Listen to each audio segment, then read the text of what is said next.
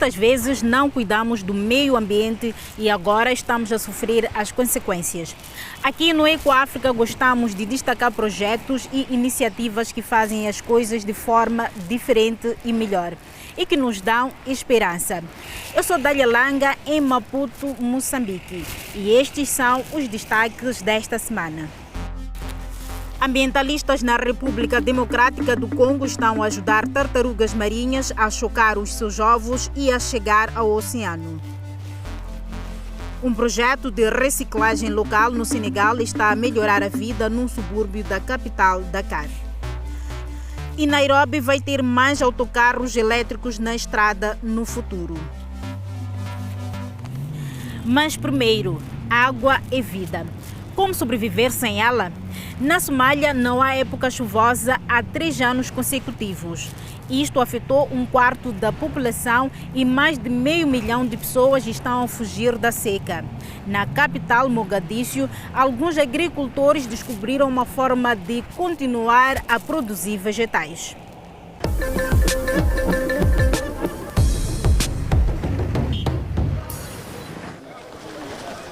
Isto, acreditem ou não, é o leito de um rio, seco e cheio de lixo.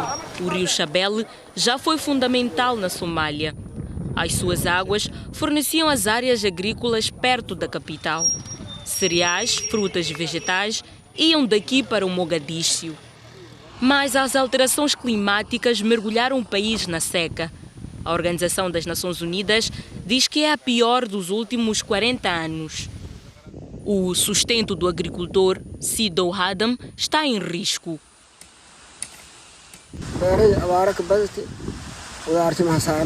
Nas últimas 3 épocas, a seca atingiu as nossas plantações. Não tivemos colheitas e o rio secou há 4 meses.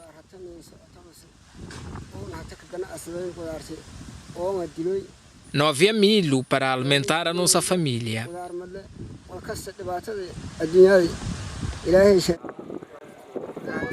A seca devastadora já forçou 700 mil pessoas a abandonar as suas casas. Muitas vivem em campos de refugiados.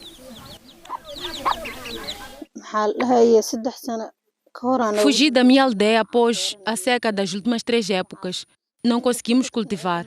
Tivemos que partir porque não tínhamos comida para as crianças. Os preços dos alimentos estão a aumentar, sobretudo devido à guerra da Rússia na Ucrânia. Isto também encarece o apoio humanitário que nem sempre chega à Somália. Vários doadores disseram-nos que algumas mercadorias que vinham para aqui foram desviadas no mar em direção à Ucrânia. O que pode ser feito? Estas estufas em Mogadíscio podem ser parte da solução, muitas vezes financiadas com as últimas poupanças dos agricultores ou empréstimos. Awei Abde cultiva tomates com água subterrânea. Precisa de muito menos água do que antes, porque há menos evaporação numa estufa. O risco valeu a pena. Nos últimos 3 anos não houve chuva nas nossas plantações e o rio secou completamente. Então decidi cultivar em estufas, apesar da dificuldade inicial na adaptação à tecnologia. Adiraman Sabri, por sua vez, é o exemplo do novo agricultor jovem da Somália. Não vê as estufas como uma solução de emergência. Estudou agricultura de estufa na Universidade Nacional da Somália. A família ajudou-o depois a começar com $10.000. Diz que a agricultura de estufa produz mais vegetais e de forma mais fiável. O melhor das estufas é que podes colher todo o ano. Não tens de te preocupar com o rio seco ou a falta de chuva. Desde que tenhas um pouco de água, podes plantar.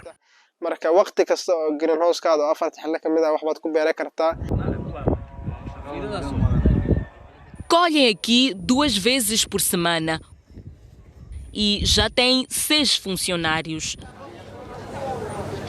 No mercado de Amaruene, em Mogadíscio, os vendedores têm muito menos produtos frescos disponíveis por causa da seca. Os produtos de estufa podem colmatar esta falha. Por vezes, são até mais frescos.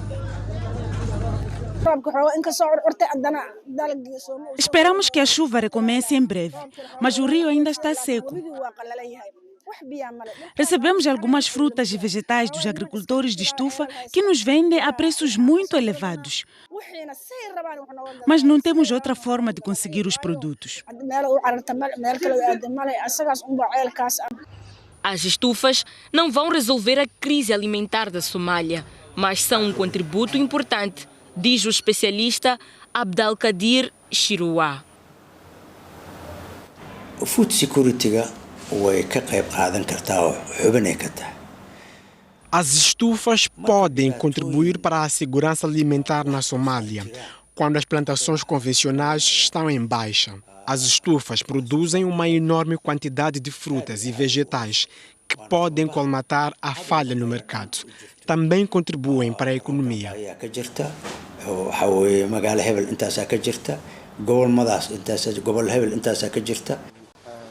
Cerca de 50 agricultores perto de Mogadíscio estão agora a plantar vegetais em estufas. É a melhor alternativa enquanto o rio Shabelle continuar seco.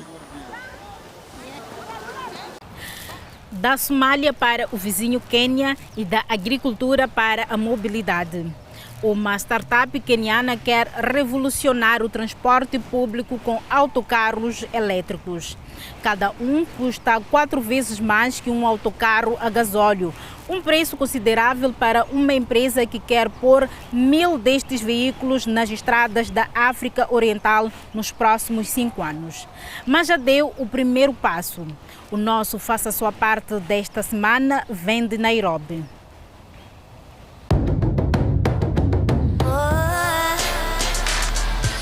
Mais de 5 milhões de pessoas vivem em Nairobi. Quase 20 mil morreram todos os anos devido à má qualidade do ar. Os autocarros são grandes emissores de carbono.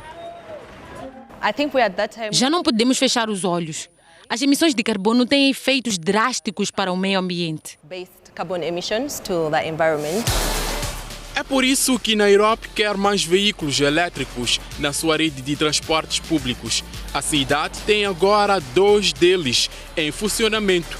Completamente carregados, podem percorrer cerca de 250 quilômetros, o suficiente para fazer de 6 a 8 vezes o seu percurso. Não há muitas despesas neste autocarro, como no autocarro a gasóleo. Eu fazia manutenção mensalmente, e isso já não é preciso.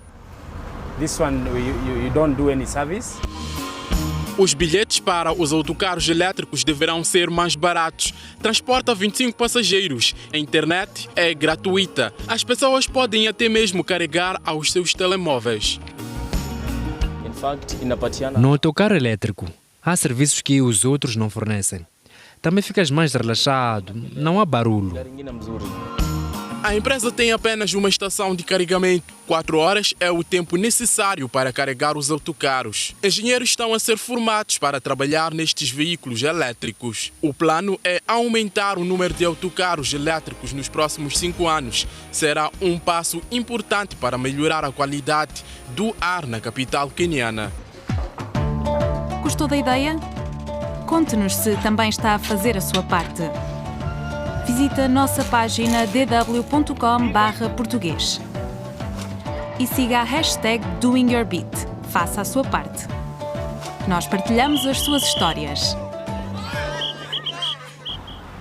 Chegar ao destino em segurança é também o tema da próxima reportagem. Apenas uma tartaruga marinha, Emil, chega à idade adulta. Muitas nem chegam à água.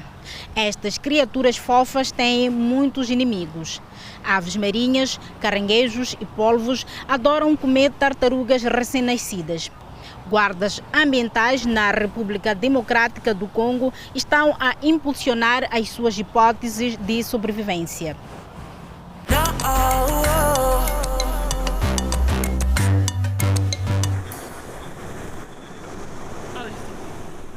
uma travessia perigosa. O guarda ambiental Christian Dombe leva estas tartarugas bebês quase até a água para garantir que cheguem em segurança.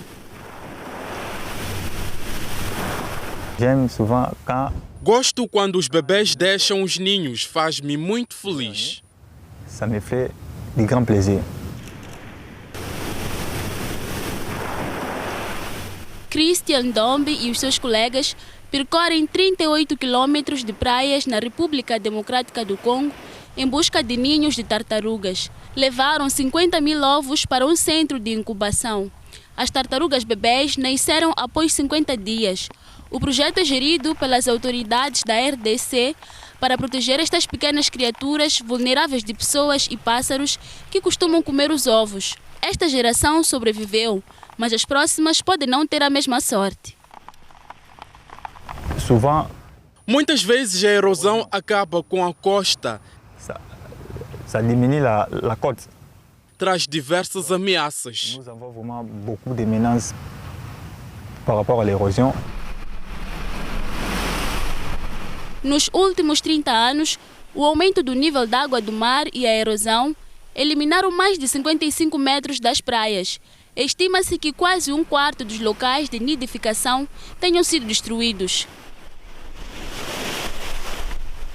E agora surgiu uma nova ameaça. O presidente Félix Tshisekedi lançou a construção de um porto de águas profundas. Os guardas temem que isto signifique ainda mais perigo para as tartarugas. O Instituto Congolês de Conservação da Natureza concorda e diz que não foi consultado. Pelo que sei, não há estudos sobre o impacto ambiental e social. Precisamos de ver estes estudos. Até agora não os temos. O novo porto será construído no limiar de uma floresta de mangal. É uma reserva natural que alberga inúmeras plantas e animais ameaçados, incluindo 4 espécies de tartarugas, manatins e saltadores do lodo. O líder da plataforma para a proteção dos denunciantes em África alerta para potenciais consequências catastróficas. Os mangais são importantes porque travam as cheias. Com o rápido aumento dos níveis das águas, não sabemos que efeito terá o desaparecimento das florestas de mangal na costa atlântica congolesa.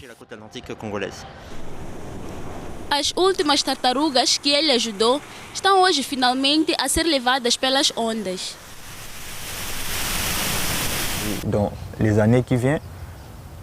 Esperamos ver as tartarugas bebês regressarem quando forem adultas, para porem os seus ovos na nossa praia.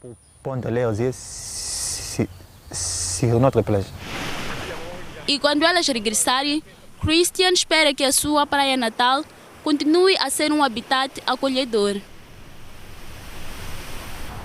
Não podemos propriamente chamar habitat acolhedor ao local da nossa próxima reportagem. As exportações ilegais de lixo da Alemanha estão a criar zonas de resíduos tóxicos na Romênia. É um negócio lucrativo para a máfia do lixo, porque estes aterros cobram apenas uma fração dos custos da Europa Ocidental. Mas o Tivian Bercheno, de Bucareste, está decidido a encontrar estes contrabandistas. Mais uma vez, um caso de fogo posto num aterro ilegal romeno. Há um ano, o então comissário-chefe da Guarda Ambiental, Octavian Berchano, liderou a investigação. Muito lixo foi queimado neste local. Foram 20 minutos de muito fumo. Mas 2 incêndios como este e o sul de Bucareste teria sido engolido pela fumaça. Todos em Bucareste sofrem com problemas ambientais. Nos últimos anos, os limites de emissões foram excedidos 100 vezes.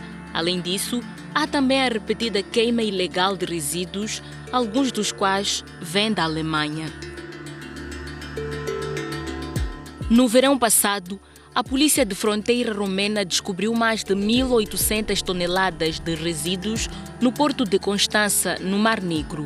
Os documentos mostravam que tinham sido declarados como plásticos, mas continha metal, pneus, baterias e até amianto cancerígeno, uma mistura proibida pela União Europeia. Queremos confrontar a empresa alemã Mellor em Hamburgo, onde está o terceiro maior porto da Europa. Todos os anos, milhões de contentores saem daqui carregados, alguns com resíduos. A organização Greenpeace está a par das acusações contra a Mellor. Por telefone, o porta-voz da empresa recusa comentar o assunto. 10 dias antes, enviamos um inquérito oficial sem resposta, mas, de repente, o gerente aparece. Estamos aqui para esclarecer as remessas ilegais da Mellor encontradas na Romênia. Não. Sim, estão a ser processados lá. Isso é um absurdo. Tudo foi esclarecido. É um erro. Gostaria de dizer isso em frente à câmera? Não sou a pessoa certa para falar. Foi para isso que nós o ligamos. Sem câmeras. Minutos depois, o diretor reconhece a investigação, mas diz que os carregamentos de resíduos eram ilegais. Eu sei que os romenos estão a fazer algo, mas não analisaram. Pensaram, há algum cabo e uma placa de circuito lá dentro?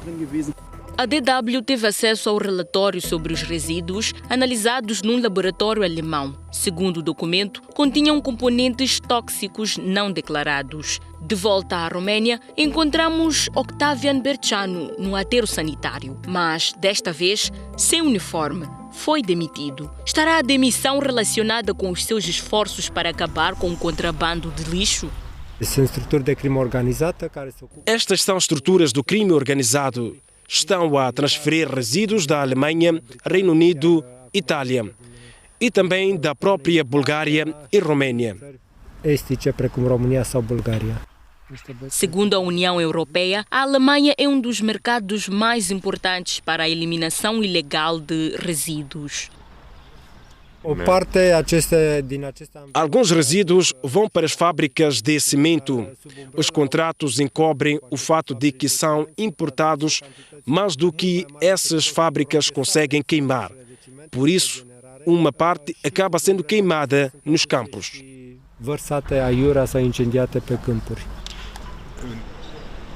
A investigação está a ser conduzida por Theodor Nitze. O caso de Hamburgo é apenas um dos muitos exemplos de contrabando de lixo. Nos últimos anos, tem apelado ao governo de Bucareste a tomar medidas contra os contrabandistas de lixo. A resposta de uma ministra deixou-me sem palavras. Ela disse: não podemos fazer nada. Vamos enfurecer os grandes produtores de cimento que têm um forte lobby.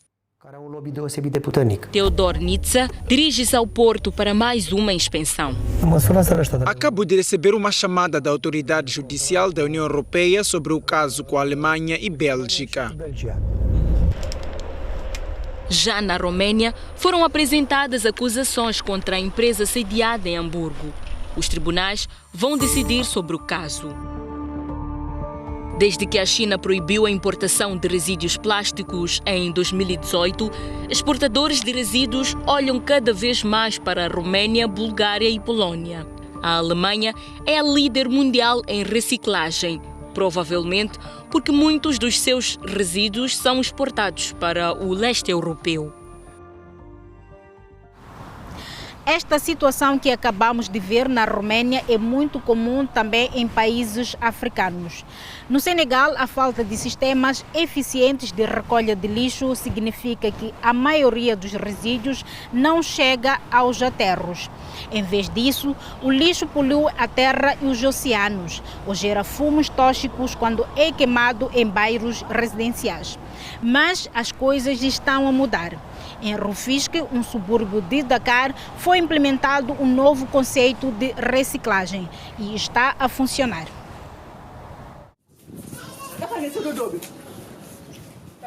Isto não é costume aqui em Rufisque, arredores de Dakar. Um rapaz a levar uma garrafa de plástico para um contentor no quintal de casa. Mas a família Ba está a participar num projeto piloto.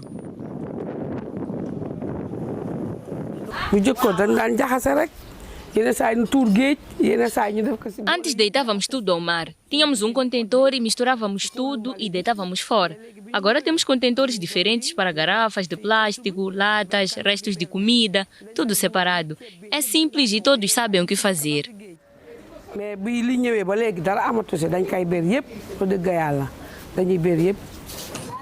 Além do plástico, metal e papel, a família também separa o lixo orgânico. A cada 2 semanas, a cidade recolhe tudo. O projeto chama-se ZEC, Zona Ecológica Comunitária. Lançado pelas autoridades locais, é o primeiro do gênero no Senegal. Idrissa Tiao deu início ao ZEC em resposta ao problema da poluição no seu bairro e ao longo da costa. On mélange tout et on le jette quelque part. Estávamos a misturar tudo e a deitar fora se o caminhão não viesse. Tivemos de mudar as mentes das pessoas, respeitar o seu meio ambiente e ajudar na recuperação de resíduos, explicando que o lixo não é uma coisa má, tornou-se um recurso. N'est pas une calamité. Le déchet est devenu une ressource. Um recurso que esta fábrica em Dakar está a aproveitar. Separa o plástico e transforma-o em granulado. O gestor da fábrica diz que com o lançamento da indústria da reciclagem, o plástico passou de poluente a fonte de rendimento. Au niveau national, là, on voit que chaque année, ça augmente de plus en plus.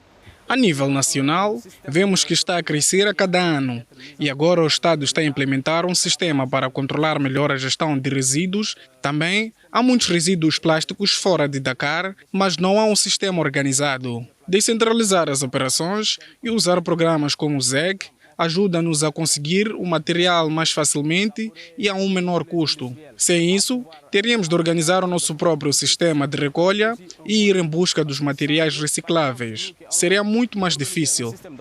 C'est nous qui allons aller chercher la matière au plus profond dans la sous-région ou bien dans les autres régions. Ce sera beaucoup plus difficile de notre côté. Esta manhã foi recolhido o lixo já separado de 80 famílias. Num ano, foram recolhidas 2 toneladas de plástico e mais de 80 quilos de latas de alumínio. O sistema funciona aqui em Rufisque porque a cidade aprendeu com os zeros e agora traz mais do que simplesmente distribuir contentores. Inicialmente pusemos caixotes em todo lado, mas se não ensinarmos as pessoas, haverá sempre quem os leve para a sucata e plástico. Por isso, a população local recebeu formação. Hoje, vemos contentores à frente das casas e ficarão lá 100 anos. As pessoas já perceberam que é do seu interesse deixar os caixotes onde estão. No entanto, falta muito para que a separação do lixo e a reciclagem sejam a norma no Senegal. Com menos de metade da população a beneficiar de iniciativas de recolha, lixeiras e queimadas são as formas generalizadas de descartar o lixo doméstico. As autoridades locais esperam que o seu projeto sirva de exemplo, porque os benefícios são óbvios. Agora não há lixo aqui à beira-mar. Mas há noutras zonas onde não há apoio, não há ZEC. Queremos replicar este projeto em toda a Rufisque e exportá-lo para outras regiões do Senegal. É um projeto ambicioso. As cidades do Senegal geram 9 toneladas de lixo todos os dias e o volume continua a aumentar. Pequenas e feitas de plástico. Estas saquetas até podem ser úteis, mas vão parar rapidamente ao lixo. Traçamos o percurso de uma saqueta desde a origem das matérias-primas ao seu fim num contentor de lixo. Descobrimos por que é que o número de saquetas está a crescer, porque são tão lucrativas para as empresas e tão desastrosas para o nosso planeta. Mais informações em inglês, dw.com/plastic. É a altura de partirmos. Espero que tenham gostado do passeio de hoje pelo meio ambiente. Eu certamente gostei de vos levar comigo. Estamos de volta na próxima semana. Até lá podem acompanhar-nos nas nossas redes sociais com muitos conteúdos novos e chamativos. Eu sou Dália Langa, de Maputo, Moçambique. Até para a semana.